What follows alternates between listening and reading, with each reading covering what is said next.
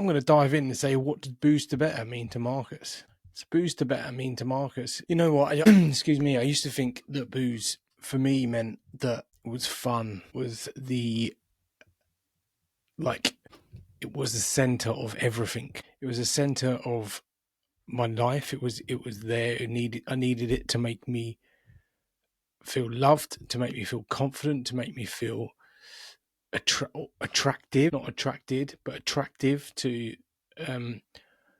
women, and also to be, obviously I've said the class clown a lot, but to be funnier to people who probably didn't really know what's going on like with my life, but funny to people I'd only just met or hadn't even met, or they were just bystanders in the pub, or in the clubs with me dancing or whatever it means. So booze to better means to me is like, well, it's been everything, isn't it, for me? Going from booze, which it's very restrictive, it's very selfish. I've when drinking it, I could only think of one person, and that was me, to now I believe I'm quite selfless and I put everyone else before me. So yeah, I would say it would mean, booze to better means to me, it's quite a tricky question when I'm answering it for myself, but it means growth for me. It means that I've taken on bigger, better things. But there is also like this boost to better for me. There's a slight undertone of like sadness, and not that I've become better, not at all, but slight undertone of like sadness from the people I've lost along the way. That doesn't. I don't just forget about what happened. Well, I did when I was boozing. I forgot a lot of things, but I don't just forget what happened to in the circle I did have. And not all of them were just my boozing friends. Well, I thought they were not just all my boozing friends. I'd say most of them were. But there is a slight sadness there that I've sort of drifted away from them people that I did love. I did have a massive lot of respect for, and I did want to have them still in my life. Now I wish they were seeing me flourish and flourishing with me, not just like bystanders or voyeurs in my life now. And really that's what boost to better means to me. It means growth, it means challenges, it means new direction, new, like, embracing hardness, embracing difficult shit, and also dealing with my emotions. There's no getting away with it. I'm quite an emotive person. I'm quite a let's say emotional person that, little things do affect me, but also big things. But I'm better at dealing with these now that I don't booze. Like exercise is a massive part of that. And I'm going to go on to talk about that. I've done a lot of hard things with fitness, and that's been the base of my sobriety as well. So, moving on from that fitness, I've just now completed my second walking marathon, and I think, is it my fifth or sixth actual marathon? And then on top of that, I've done an ultra marathon as well, which you obviously all know about, seen on my socials. Just really to talking about the growth I've just encountered with giving up the booze, and going from booze to better, that ties into the growth and the challenges that I do now. So, but not only do I get to do them by myself, I actually got to do another walking marathon with my fiance now. Like walking that on Saturday. So I did the Thames Path from Macmillan. So not only did we walk it together, we've had beautiful, like, great time together. We ate like at the stations, we chatted, we laughed, we cried. But to be able to do that with someone, and not just to be like a glittering mess on a Saturday night, or we got up at 5 o'clock, and it's almost like the anticipation of the night before. We got up at 5 o'clock, and it was okay. We were a bit groggy, a bit grumpy because we were up early, but we're normally up that early. Sometimes it's nice to have a lay-in on Saturday, but laying for us now is 7:30. But we got up, we made our way there, had a coffee in the car, chatted about what's it going to look like. And along that Thames path was just beautiful. It was just fantastic. So yeah, getting to do that, getting to walk for 8 hours with someone you love, with other inspiring people, doing shit for people they love, people they may have lost. Like Macmillan, obviously, is for cancer research. Macmillan nurses. Yeah, it was. It was not only was it inspiring, but it was also a reminder of like where I've come from and where I've gone, like how I've grown in this sobriety journey, but also like to think that my alarm went off at 5 o'clock. And I do get up most days between 5:45 and 6:30. But why I'm telling you that is because the old Marcus would still be up from the night before, hearing the birds tweet on someone's sofa or in someone's kitchen or whatever I was doing. Yeah, and doing these difficult challenges, doing these things, it made me not only feel super proud and inspired, and inspire. Like, hopefully, I'm inspiring other people. Excuse me, but I raised over £700 for charity, Zoe and I did. And this for me, it was just, it's more than just a challenge. It's I get to do this with my partner. I get to show that shit I couldn't do before. Hopefully my nephews will look up to that. Hopefully my mum and dad, they've walked their first park run this year, and that shit makes me. The reason I do things like I do now is because I see that and I get emotional, and like that really is a big why for me. I talk so openly about my nephews and my family, but my nephews,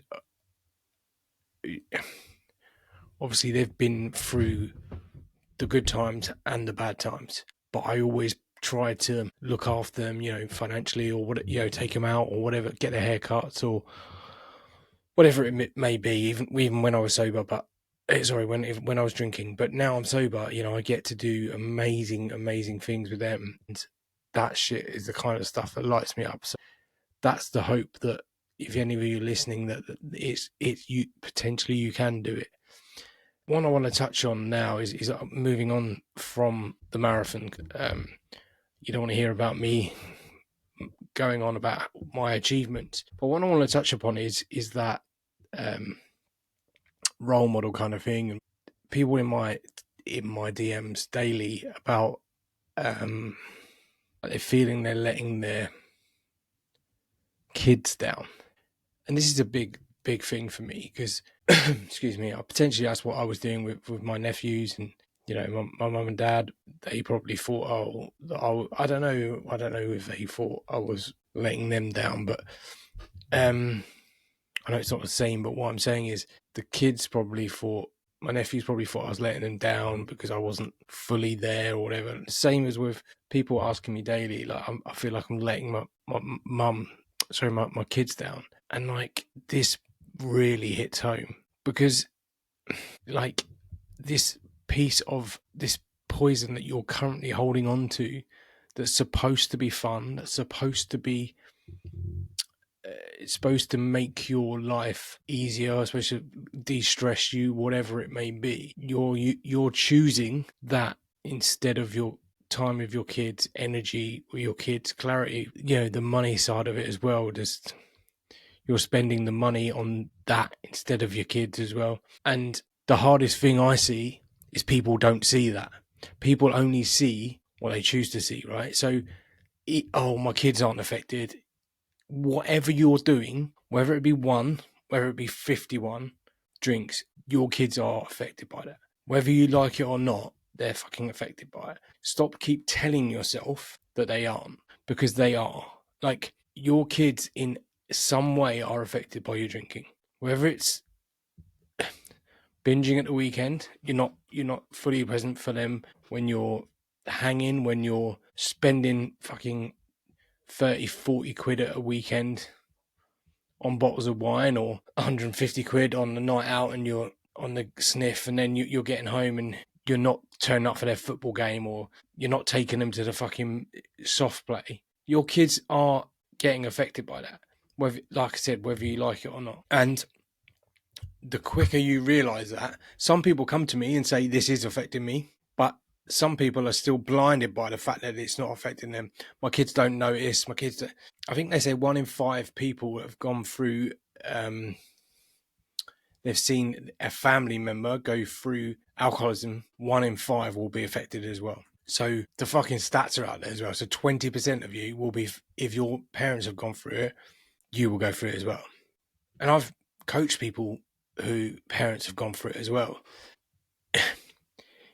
You know, like before I went sober, alcohol was my crutch. I drank to relax, to celebrate, or just to forget about a bad day. Every part of my routine had alcohol in. And if that's the way you're dealing with alcohol, if that's the way you're dealing with these, how does that look to your kids? If mummy or daddy can only deal with like their stresses through this poison, then they will see that. If you're showing that, that's how I celebrate with friends. That's how I, mummy wine culture. That's how I relax after work. Daddy, that's how he always relaxes. He has a 4-pack of Stella and knocks himself out and falls asleep on the sofa. Of course of course it's going to affect them. Do you know what I mean? If you're always living in that habit, like I was drinking from probably 14 years old up until 4.5 years ago. So that's a long fucking time drinking. And you think that if I have any kids or my nephews, they didn't, as you probably all know, they drew a Christmas card and they didn't live with me. They drew a Christmas card with me with booze on. Like they saw my habitual behaviours. That's my nephews who didn't live with me. So if they're noticing, trust me, your fucking kids are noticing. So there's either ask for help, admit to your partner that you're struggling, or go to your nearest AA, or the links in the show notes. Reach out to me, message me. Let me know how you get. Let me know what you're struggling with. Because alcohol wasn't just an escape; it became the norm. And I think that's what most people are messaging me, saying that's what's happening. Some of the questions I'm getting are about how do one of the most asked questions is, what is like the hardest part of my sobriety first, and how did I overcome it? I think the hardest part for me was the uncertainty. I didn't know who I was without alcohol.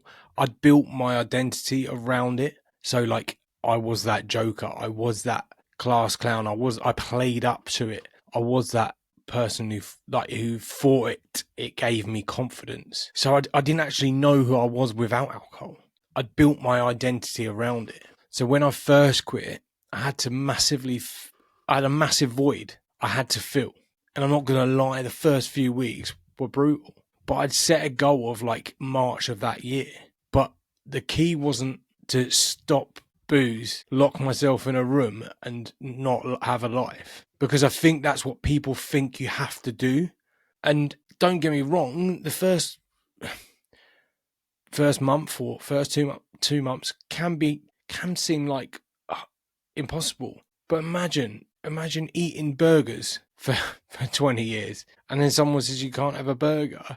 It's a change, right? And we struggle with change. But the key was replacing the alcohol with something else. So that 4 o'clock on a Friday, when I would crave, that little monkey on my shoulder would be like, get to the fucking pub, or the pub's calling, and then after 1 it would be like, cool, I'll call the Albanian or whatever I'm going to happen. I've had to replace that with healthy habits, new rituals, and also, like, and I spoke about it with Sam, who the guest on last week, is giving yourself permission to be uncomfortable, because the feelings that you did face, you just numbed out with booze anyway. So now I can't deal with that. I can't deal with any. Now, to deal with emotions, I have to deal with them. So I have to sit with sometimes uncomfortable emotions. But that's great because you're supposed to feel emotions. You're not supposed to feel happy all the time. You're not supposed to feel sad all the time.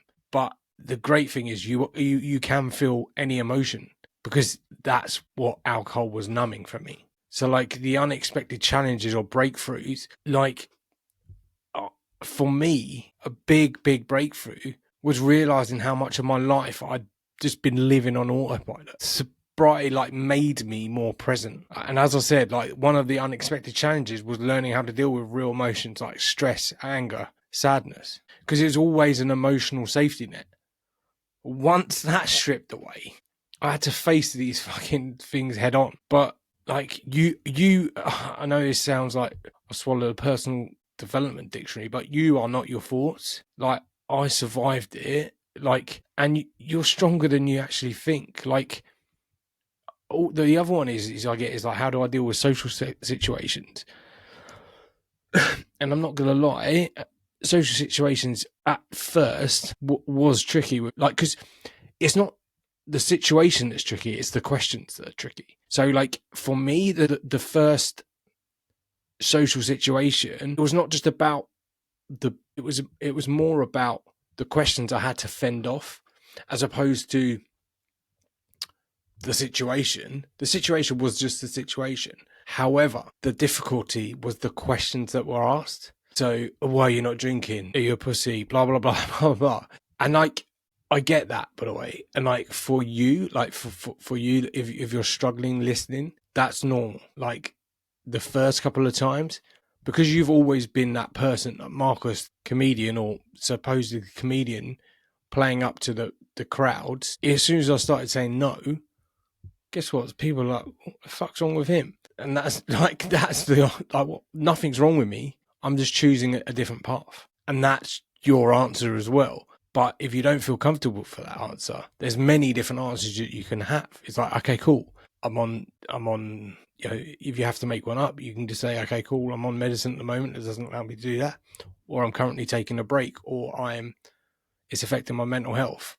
It's affecting my relationship. Probably most of these are fucking true anyway, because it will affect your mental health and it will affect your relationships with your family, with anyone. So none of them are false, but it was like, it was the fear of missing out and being the odd one out when everyone was drinking. Now, if you just flip that and be like, oh, cool, I'm the odd one out, but isn't that a great thing? Like, and also you're not the odd one out. You're just in the wrong social circle. Most of my social circle probably don't drink anymore, but that's because I choose to put myself in different circles, because basically the pub and people who are pissed fucking annoy me. And that's cool, because they probably annoyed me when I was drinking as well. I annoyed people a lot when I was drinking. I remember annoying my best mate at the time, because when I would get pissed, I'd probably go missing in the club, and then I wouldn't pay for a drink. I'll be like, it's your round, it's your round. And I'm not a tight, and for those people that do know me, I'm very generous with my money. I'm generous when I go into the bar. But when I drank, when I got absolutely off my nut, I didn't know what I was doing. I didn't know what fucking time of day it was. I just didn't have a clue.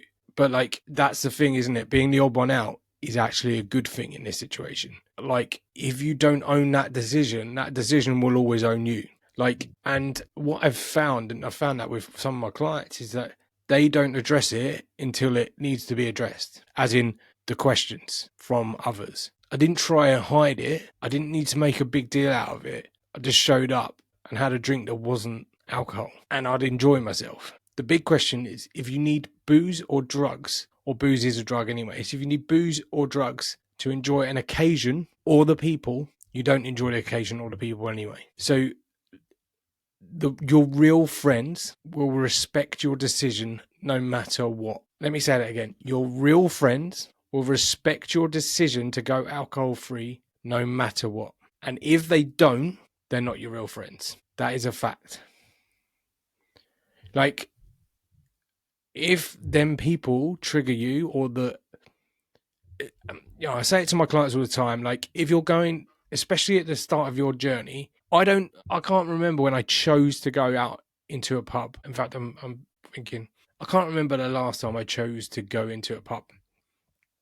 Like that, there's no point for me to go into the pub now. I still have fun. If you look at my socials, if you look at my, like, I still have fun. I still have loads of fun, but my fun looks different. Like, I enjoy walking, I enjoy running, I enjoy playing golf. You know, in the last 3 weeks, I've gone away playing golf. I've gone away to walk a marathon. I'm going away this weekend walking, as well as dipping in the sea, and and having my idea of a good time is drinking coffee, eating lovely food, spending amazing time with my family and friends, exercising, walking, golfing, and also taking fit pictures. I actually enjoy doing that.